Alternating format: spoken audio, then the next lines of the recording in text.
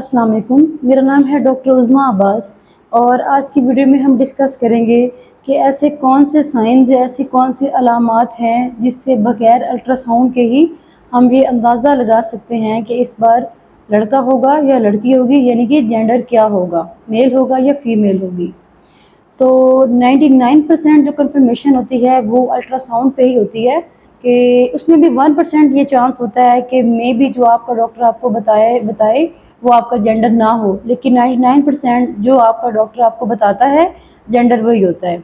लेकिन अल्ट्रासाउंड के बगैर हम ये कैसे अंदाज़ा लगा सकते हैं कि कुछ ऐसे अलामात ऐसी हैं जिसके ज़रिए हम ये पता लगा सकते हैं। तो सबसे पहले अगर मैं डिस्कस करूं, अगर आपका जेंडर मेल है तो जो आपकी स्किन है वो काफ़ी डल हो जाएगी, एक्नी आ सकती है, आपका रंग काफ़ी काला हो सकता है, आपकी जो हेयर ग्रोथ है वो काफ़ी इंक्रीज़ हो सकती है। इसके अलावा जो स्ट्रेच मार्क्स आपके पेट पे होंगे वो काफ़ी ज़्यादा होंगे और काफ़ी डार्क होंगे। अब इसके पीछे साइंटिफिक रीज़न क्या है? इसके पीछे ये वजह है कि जो मेल्स के अंदर टेस्टिस होते हैं वो टेस्टोस्टेरोन हार्मोन रिलीज़ करते हैं और इस हार्मोन का जो मेन फंक्शन होता है वो हेयर फॉलिकल की ग्रोथ को इंक्रीज़ करता है। तो इसकी वजह से जो आपका जो बालों की ग्रोथ है वो ज़्यादा होगी और आपकी एक्नी हो जाएगी और आपकी जो स्किन है वो काफ़ी डल हो जाएगी। लेकिन अगर आपकी स्किन बेहतर होना शुरू हो जाए, यानी शाइनी हो जाए, ब्राइट हो जाए, तो इससे आप ये अंदाज़ा लगा सकते हैं कि मे बी आपका जो जेंडर है वो फीमेल है, क्योंकि फीमेल के अंदर जो ओवरीज होती हैं वो एस्ट्रोजन रिलीज़ कर रही होती हैं, तो आपकी स्किन जो है शाइनी हो जाती है एज़ कम्पेयर टू मेल जिसमें स्किन डल हो जाती है।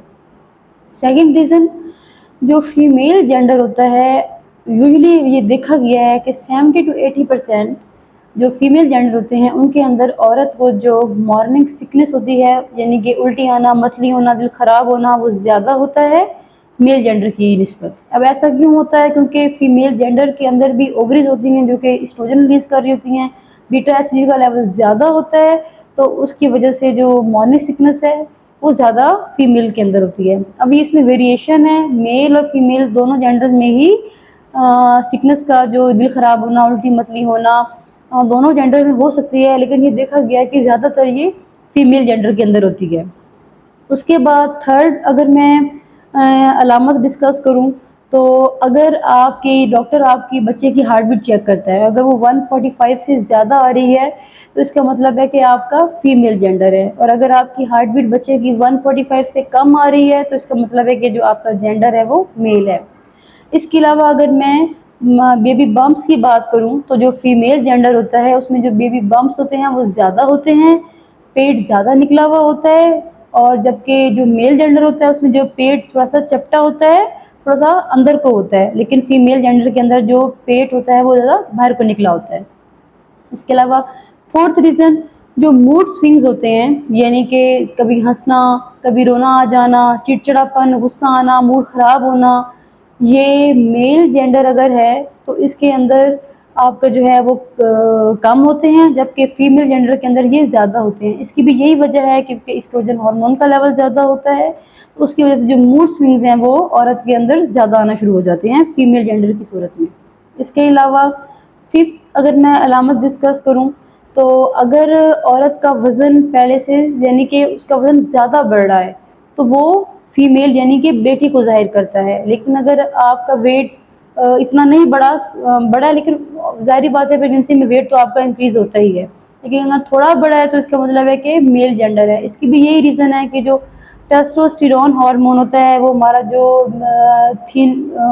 हमारा बॉडी मसल मैस होता है उसको, थिन लीन जो मसल मैस होता है उसको इंक्रीज़ करता है एज़ कम्पेयर टू एस्ट्रोजन, जो कि हमारी फैट डेपोजिशन को बढ़ाता है, और जो टेस्टोस्टेरोन होता है हमारी फैट डेपोजिशन को कम करता है। तो जो मेल जेंडर होगा उसमें आपका वेट कम बढ़ेगा, लेकिन फीमेल जेंडर में आपका वज़न ज़्यादा बढ़ेगा। इसके अलावा अगर आप यूरिन चेक करें, तो जो मेल जेंडर की सूरत में जो यूरिन होगा वो अल्कलाइन होगा, और फीमेल जेंडर की सूरत में आपका जो यूरिन है वो थोड़ा सा एसिडिक होगा। इसके अलावा अगर मैं लेबर पेन की बात करूं, अगर आपका जेंडर मेल है तो आपको थोड़ा सा पहले, यानी 38+ वीक्स पे ही दर्दें लग जाएंगी, यानी आपको पेन स्टार्ट हो जाएंगी। लेकिन अगर आपका फीमेल जेंडर है तो ये कुछ रिसर्च के ज़रिए ये शो हुआ है कि जो आपको दर्दें हैं वो थोड़ी सी लेट 38 वीक्स के बाद 39-40 वीक्स तक भी केस जा सकता है आपका। इसके अलावा अगर आपने 100% कंफर्मेशन करनी है, आपने बहुत अर्ली डिटेक्ट करवाना है कि आपका जेंडर क्या है, तो उसके लिए एक टेस्ट होता है जिसके ज़रिए हम फीटल का डीएनए चेक करते हैं, क्योंकि मदर के अंदर जो क्रोमोसोम्स होते हैं वो XX होते हैं। अगर आपको कहीं पर भी XY टेस्ट के अंदर डीएनए में नज़र आ गया है तो आपको इससे ये अंदाज़ा हो जाएगा कि इस बार आपके घर लड़का आने वाला है, क्योंकि उसके अंदर XY मेल के अंदर जो है क्रोमोसोम होता है। तो ये कुछ अलामात हैं जिनके ज़रिए हम ये अंदाज़ा लगा सकते हैं कि जेंडर मेल होगा या फीमेल। लेकिन 100% 99% जो कंफर्मेशन होती है वो आपकी अल्ट्रासाउंड पे ही आती है। जो मैंने ये बातें बताई हैं इसमें गलती की गुंजाइश होती है, इसमें वेरिएशन आ सकती हैं, लेकिन काफ़ी हद तक 70 to 80% जो सारे ये जो अलामात हैं ये मेल या फीमेल को ही जाहिर करते हैं। तो अगर आपने इसके अलावा स्कैन फर्दर करवाना है तो वो 20 वीक्स और उसके बाद जो स्कैन होते हैं उसके ऊपर कंफर्म आपका जेंडर जो है वो पता चल जाता है। उसमें जो शेडोज नज़र आ जाते हैं मेल के या फीमेल के, 20 वीक से पहले जो आप करवाएंगे उसमें थोड़ी गलती की गुंजाइश हो सकती है।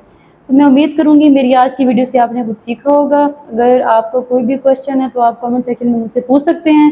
मज़ीद इस तरह के वीडियोज़ के लिए मेरे चैनल को सब्सक्राइब करें और इस वीडियो को लाइक करें। Thank you.